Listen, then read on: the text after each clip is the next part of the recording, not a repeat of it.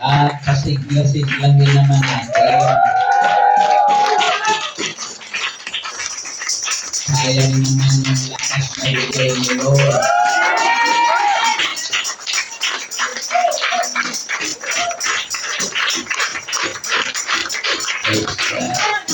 Wala.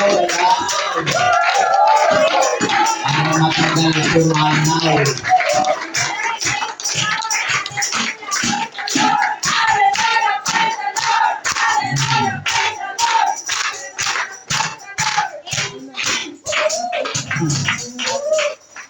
Magandang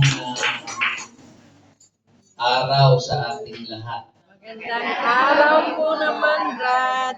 At magandang panahon sa lahat ng nakikinig, naka-tune in sa himpilan ng DWXI Macau Chapter. Amen.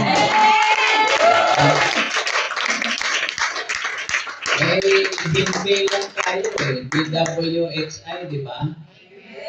O yan, nakikinig sila. Nanonood na din. Handa kayong makinig ng mabuting balita? Amen! Sinong handa? Anong nababasa mo?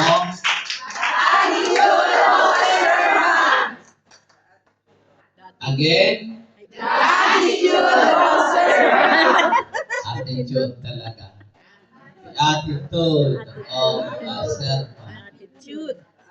From the book of Luke chapter 17, verses 7 to 10, ang ating pagbasa.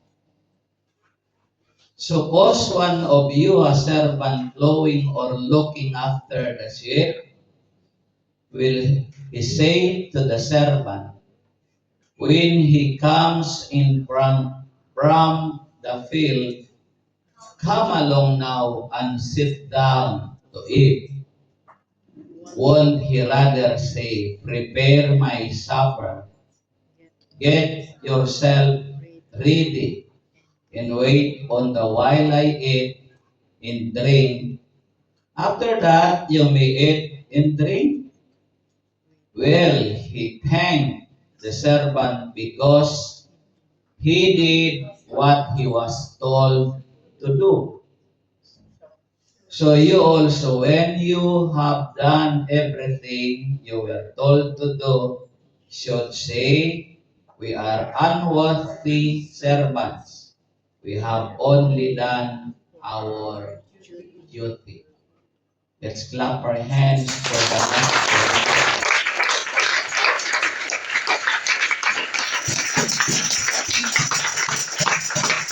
Ayon sa ating sariling wika, ang tungkulin ng alipin, ipalagay natin kayo'y may aliping nag-aararo o nagpapastol kaya ng tupa.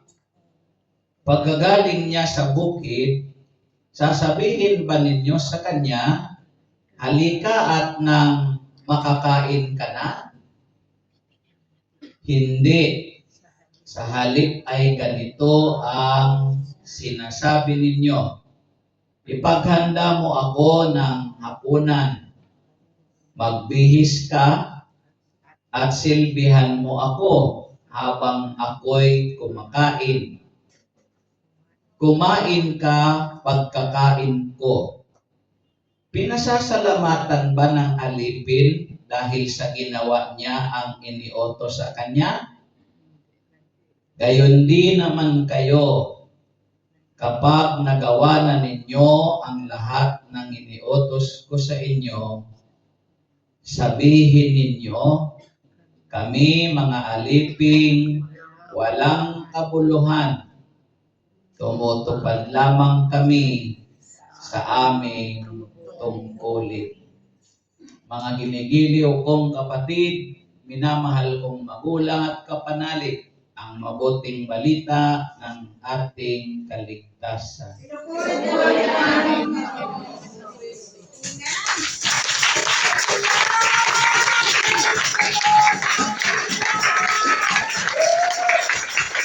Malaya, papuri, alas na mabuting balita. Napakasarap ng tamhin. Ang simoy ng Pasko.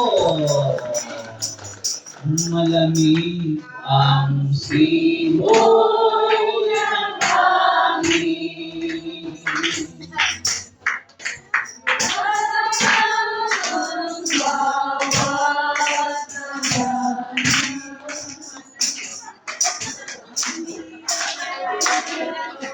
Tuloy! Pag hindi nila alam ngayon, tayo lahat.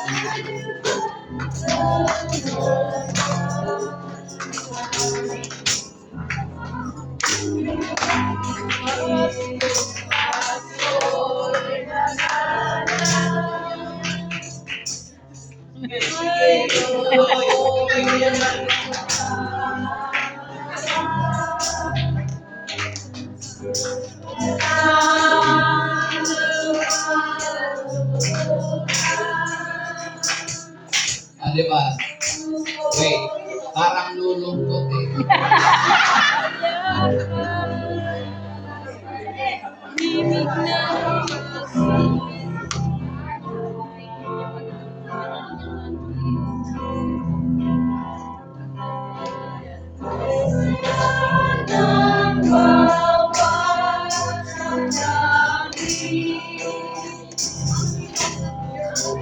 ang tibok ng puso ay hindi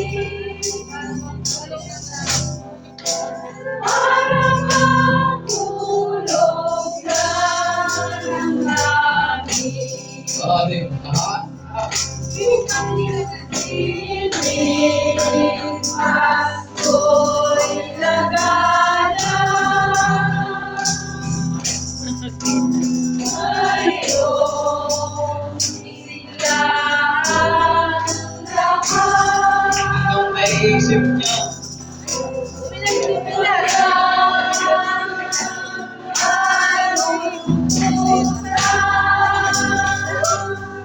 Isa pa!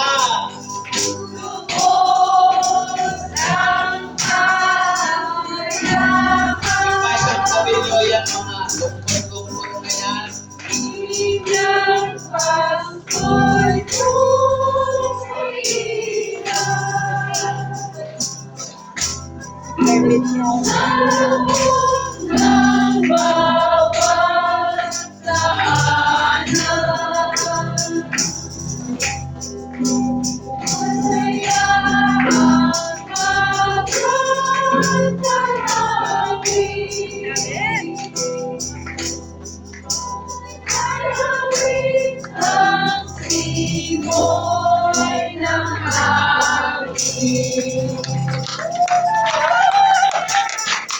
Masaya ba kayo?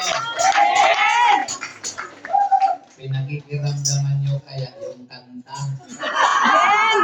Hindi yung simoy ng hangin.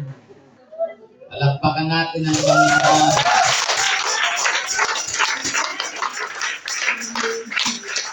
Okay, sige. Pwede na kayong i-welcome ang katabi.